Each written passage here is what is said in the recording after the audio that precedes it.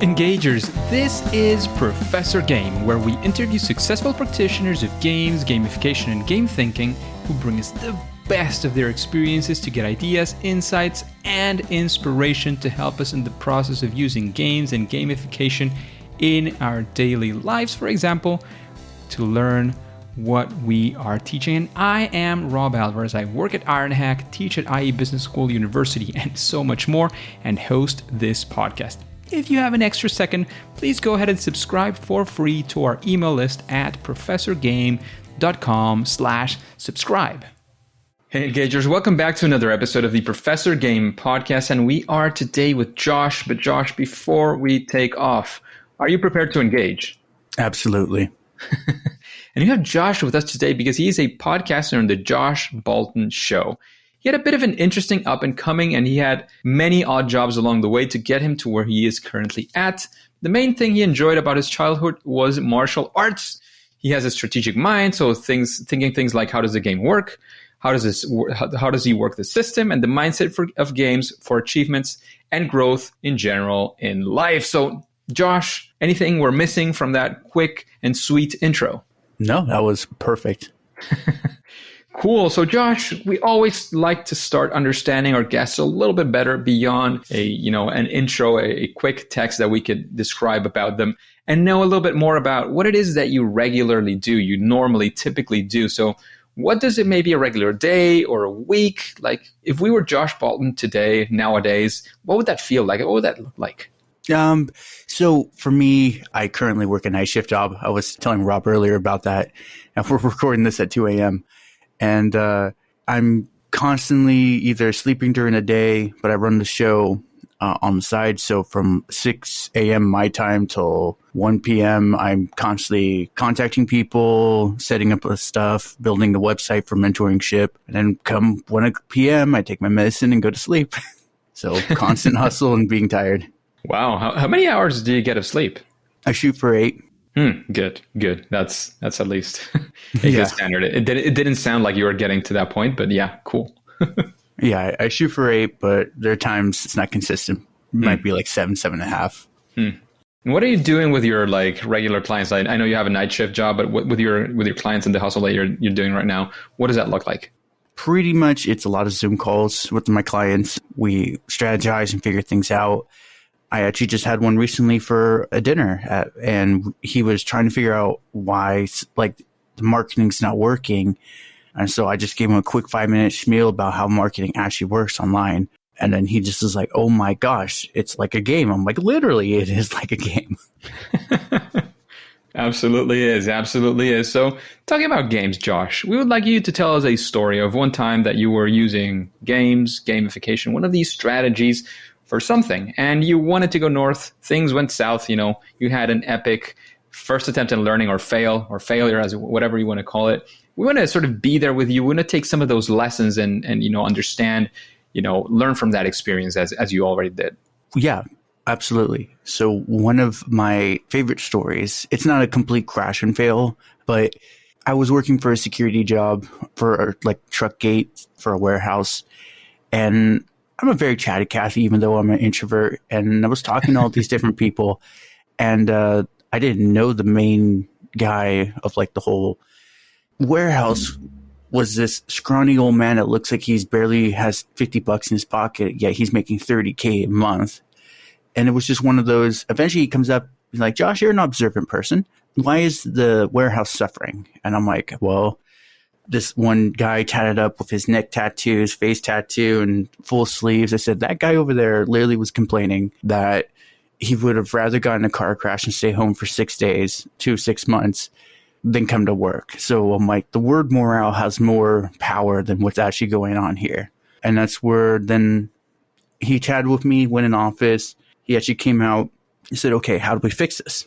And I said, well, honestly, if I was working for you, I said, can you afford to take $500 out of your pocket every week?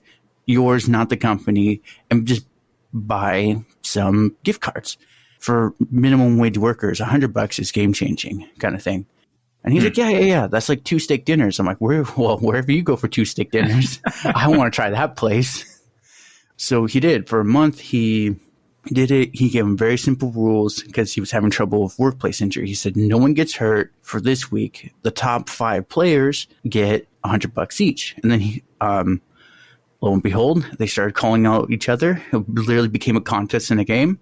Within a month, they had a whole system of each calling each other out, and productivity went up 70%. Nothing changed though, just other than the contest and the gamification of it. Nice. And how are they, if I may ask, how are they sort of being scored for those points to achieve the top positions? So from what I gathered, I never got involved with that. They had someone else, but essentially it was whoever increased their package amount by X% it has that many points, and who never got hurt during the week got extra points. If you got hurt, you got minus points. So I'm like, okay. Makes sense. It makes sense. So if somebody got hurt during the week, nobody gets the award either, right? Oh, no, they did. But it was that person got deranked. So if maybe they were running for third place, they would have been shot down to 5 or 6. Okay. I get it. Because I was thinking that there could be potentially a sort of group quest in that sense. Like you're competing, but still you want to make sure that you're not competing in a sense that you might not want to hurt somebody. Like that sounds terrible, but you don't really care that much. If, it's sort of their points are going down, you might care even a lot more about injuries in the workplace, not only yours, but anybody's, because you want to make sure somebody gets that, especially if you are still ranking and competing for one of the top 5. So I think that was the tail end. Like the last 2 weeks of the month, he realized the power. So he started doing the like group stuff and saying like, if you collectively get this much, I will do this prize kind of thing. And it was actually a really nice prize. I think it was like $1,000 for the best group. They had segments, like groups of people. Whoever the 4 or 5 people had the highest everything, that group had to split $1,000 with each other. Nice. Interesting. And that productivity spike, I'm sure, made it make sense anyways for the company to put in, company money for that as well. And to be honest, Josh, that actually looks like a big success. Don't you think? Yeah, it was. It really was. The only downfall, or say like the air quote failure on my end, he offered me $10,000, and my very closed-minded thinking, I'm like, oh, taxes are going to be terrible. No, I don't want the money kind of thing. Okay, so you were kind of getting a first consulting job in that sense, and it didn't happen. Right, pretty much. Got it. So big lesson learned there, I'm sure. I'm sure after that, well, not necessarily after that one immediately, but I'm sure you've taken that lesson. Oh, 100%. And I made a huge ally from that. No money could have compensated for the friendship me and him have now. Cool. So there are certain things that are worth giving up money for. Absolutely. I completely agree. So Josh, let's actually go, because this one had that sort of air quote fail on that side of, you not getting that consulting job, even though you did get other very interesting things like a very interesting friendship. However, we would like to know of a time when, again, you used one of these gamification strategies and actually it went to become a success, something that you want to say that you're proud of. And maybe you want to showcase, again, naming names or not, depending. I understand that there's many people who cannot name names because of NDAs and all these things. But we want to sort of be there in the story, especially to take the lessons and understandings that you got out of it. So it wasn't with a client or anything. I do martial arts, and I've recently achieved a 2nd-degree black belt. And that was a test of grit in and of itself. But when I was going through it, essentially the gamification, I said to myself, okay, doesn't matter how long this takes, you're going to get through this. And when you get through this and to the end, your prize will be your next rank. Those who are not familiar, the American Navy SEALs, they do a very intense workout, essentially try to crush them every day. And it was up there with a Navy SEAL workout. We were all like jelly and trying to crawl out of the building once we were done with the test. And I just kept telling myself, you have to get to the end. You have to reach this achievement.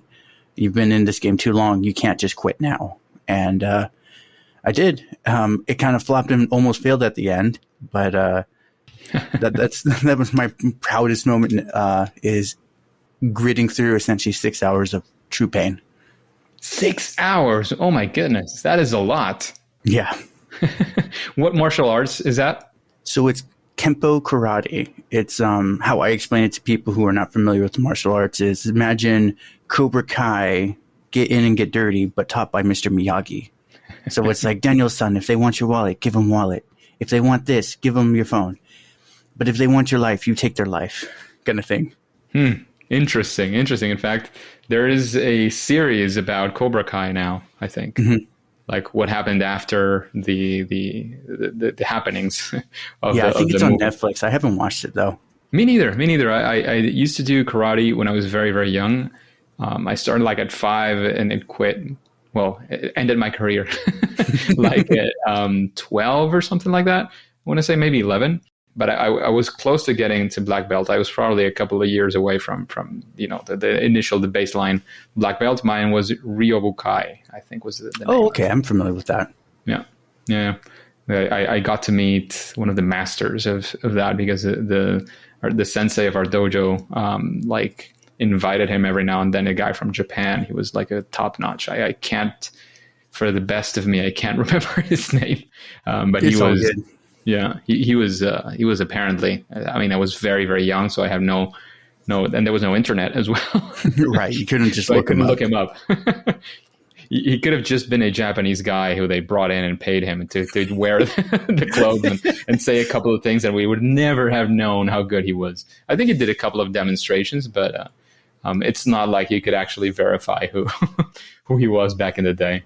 Right. Yeah, it was more of faith and good luck than anything else back then.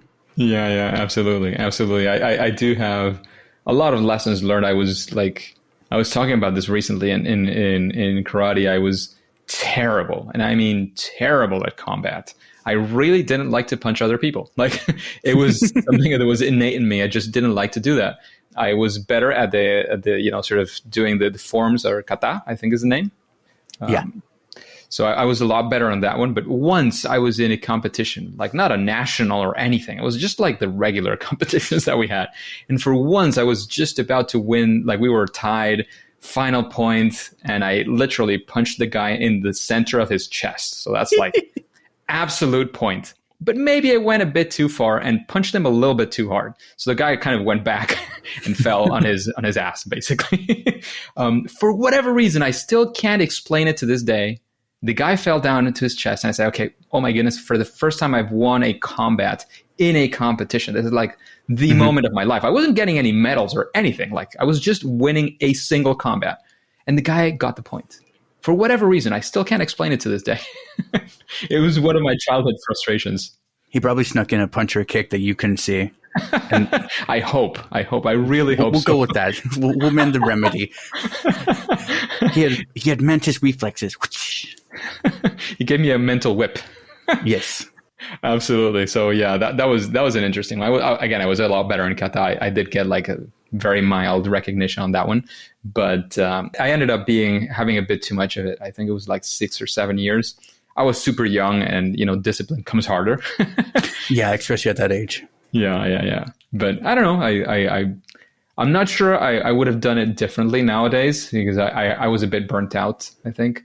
But I do think I learned many, many lessons. And, it was definitely part of my sort of healthy habits as a kid to have that physical activity that I got in thanks to going to karate. So I'm very thankful for that.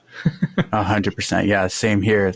I thank my instructor as every so often. It's just telling him, like, dude, when you picked me up, like if we could let the game play out the way it did, I probably would be in juvie or doing something really stupid because I had a lot of rage back then. I did not know where to put it. So he just told me, he's like, I just picked you up because he's like, I wanted you to punch something instead of you taking your funnel cake and throwing it in some lady's face and getting in trouble with the cops. You just punch this dummy over here. It's not going to sue you. That's a good strategy. Very, very good strategy. You still do martial arts? Oh yeah. 15 years now. Wow. Fantastic. That's absolutely great. So Josh, I'm guessing that, with the design that you created for your own martial arts, strategy, mini design you did there, the strategy you created for that not client that you told us before, and many of the other things that you're doing now, I'm guessing that you have some sort of way of doing your stuff in gamification or using gamification. Is there a process that you follow? Are there some steps? Like, how do you do it? So I go by rules and stats for just pretty much everything I do now in life. If I want, my kryptonite is a hamburger. So if I want a hamburger, I have to do X amount of days of good, productive work, and then I can buy myself a hamburger.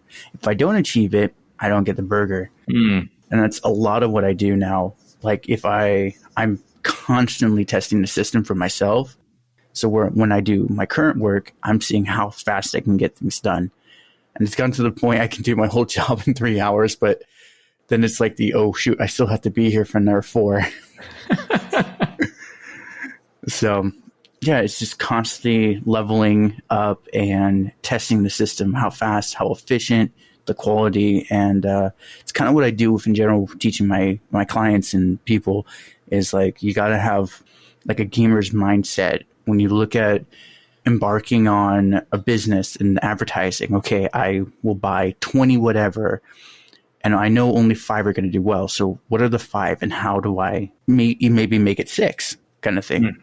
There you go. There you go. Just a quick break before we continue with this episode. If you've been enjoying this podcast, I would really appreciate if you share it with your friends and family and on social media. On Twitter and Instagram, it's at RobAlvarezB and the hashtag ProfessorGame, all one word.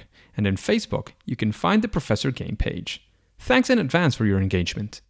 So Josh, again, from your experience and what you've done, would you say that there is some sort of, I don't want to call it silver bullet, but maybe a best practice, something that, if you introduce it when you're creating some sort of gamified project, is at least going to make it a lot better? One thing I've come to realize with the human mind or condition, whatever you want to call it, is we really like games. And if you make the rules simple enough that even an outsider can watch and understand, it's a very effective system. And that's kind of what I go for. Like I was saying earlier with the burger, if I do 5 days of productive, I can have one burger of my choice. But if I'm not productive, I know the rule I've given myself, I can't do that. That's kind of what I go for others and teach others, is set simple but effective rules. Sounds like very, very good advice. Simple always ends up winning the day. Yeah, so you don't have to think. Yeah, go ahead. I want to say it's easier for the mind to comprehend instead of this whole complicated web of if 1 fires, 2 fires, but then 5 goes off. You're like, simple kind of thing. Especially in gamification. I mean, if you're talking commercial games, maybe eventually, like I'm now playing a lot of Spider-Man on my PlayStation 4. So, there's all sorts of moves and things you do here, and you get on a mission, but you have all these missions within the mission that you can do. So you have to do swing kicks and this other thing just to get more points. You can purchase new suits and all these things, but that just makes it a lot more complicated. But it's a commercial game. Right. In the case of gamification, I do think there is a very good case for making things as simple as possible. Of course, sometimes, complexity does sort of creep in, but going for simplicity, especially as you were pointing out, of understanding, like being able to understand what is going on and what are the results expected and how to get there, I think is something that actually wins most of the time at the very least. Yeah. So Josh, is there somebody that you, like, after hearing these questions, hearing the vibe of the podcast, I know you heard at least a couple of interviews before, is there somebody that comes to your mind, somebody that you say, I would like to listen to this person in Professor Game? So actually my mentor for business, I'll get you his email afterwards. His name's John Limbacher. He's very good at explaining the gamification of business and the rewards of it. Cool. Sounds like a very, very good character to have on this podcast around gamification and games and all these things that we do in the sort of real life, so to speak. It's not only about the entertainment side, which I enjoy, don't get me wrong, very much, but it's about how to use those strategies as well. Exactly. So talking about recommendations, Josh, is there a book that you recommend the engagers to read?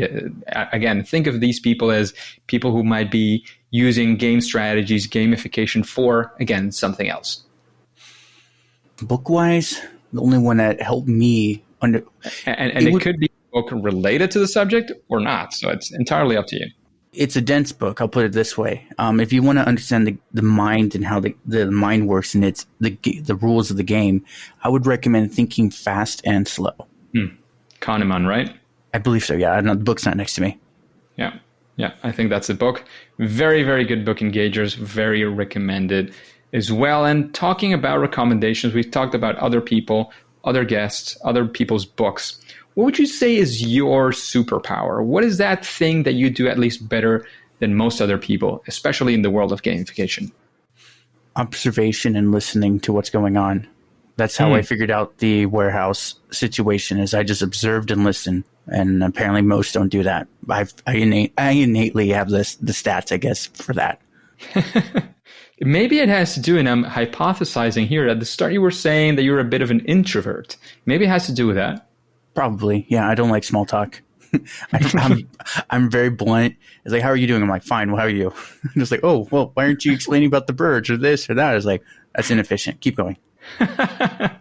There you go. There you go. So that makes you be very keen on listening as well and observing what's happening in and around yourself.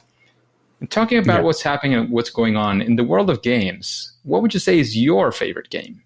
Oh my gosh. Skyrim. I love the series in itself, right? Yeah, I love the open world. Red Dead Redemption 2. I like that one too. I like the open world, ton of possibilities. If I just want to go march around in a mountain and kill trolls, I can. I have lost many hours doing that too. Invested. It can there also, we go. if you take it as research as well, and of course there's access to everything, but you can also take a part of it at least as research. Like, and if you like open games, open scenarios, and all these things, Spider-Man that I was mentioning is a pretty neat one in that sense, and the ones of Shadows of Mordor and Shadows of War of the Tolkien series, super open world, super open. So that could be something that sort of is in your. Well, I'm not sure about the Shadows of War. Well, I've played it. I love it.